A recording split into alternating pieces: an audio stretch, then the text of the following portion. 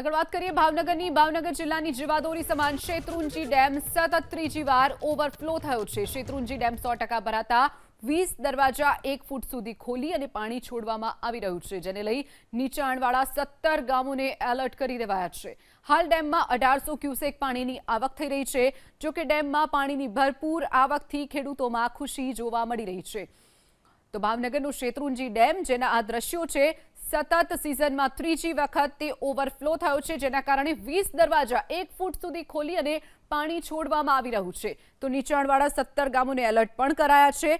બીજી તરફ Shetrunji dam overflow થતા ખેડૂતોમાં ખુશી છે।